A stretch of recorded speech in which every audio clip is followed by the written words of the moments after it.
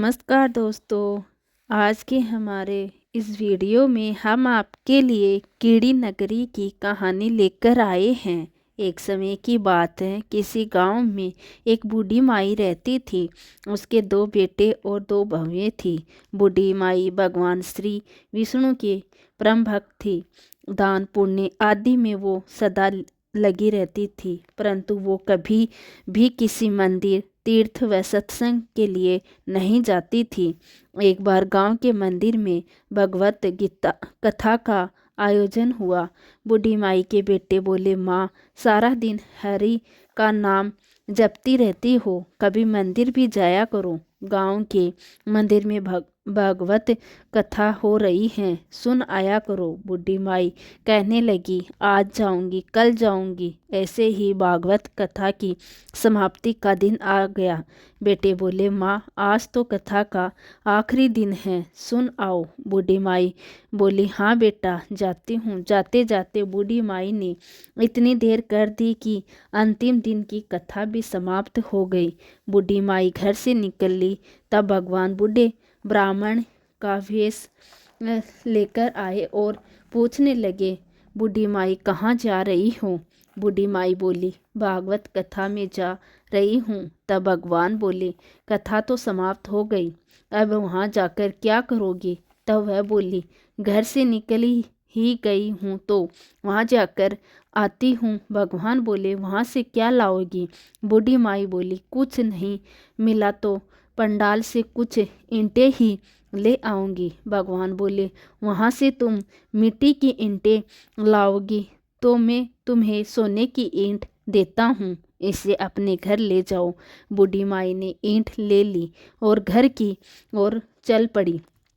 वह रास्ते में सोचने लगी, यदि यह ईंट में अपने घर ले गई तो बहू बेटे आपस में लड़ेंगे, इसे मैं घर के बाहर के आंगन में दबा देती हूँ। ऐसा सोचकर बूढ़ी माई ने ईंट घर के बाहर आंगन में दबा दी। अब बूढ़ी माई का सारा ध्यान ईंट पर लगा रहता।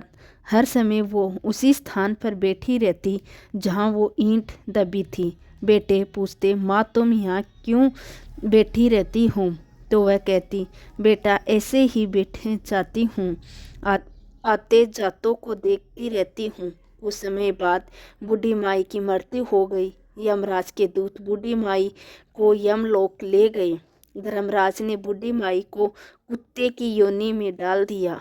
इसके बाद भी वह दबी हुई ईंट के पास जाकर बैठ जाती हैं, जिसे देख बेटे बहुत सोचते हैं, पहले माँ यहाँ बैठती थी, हमें इसे यहाँ से भगाना चाहिए। ऐसा सोचकर एक बेटे ने उसे जोर से डंडा मारा, जिसकी चोट वह सहन नहीं कर सकी और मर गई। मरकर फिर वह धर्मराज जी के पास पहुंची। इस बार धर्मराज जी ने उसे सांप की योनि दे दी।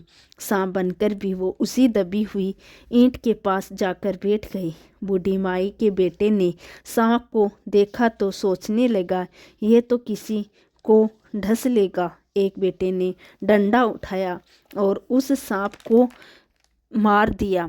एक बार फिर मरकर वो धर्मराज जी के पास पहुंची गई। धर्मराज जी ने इस बार उसे कीड़ी नगरी के रूप में उसे वहीं स्थापित कर दिया जहां वो ईंट दबी हुई थी। अब जब आंगन में कीड़ी नगर बस गया तो उसके बेटे बहू बहुत परेशान हो गई, क्योंकि पूरा आंगन कीड़ियों से भर गया।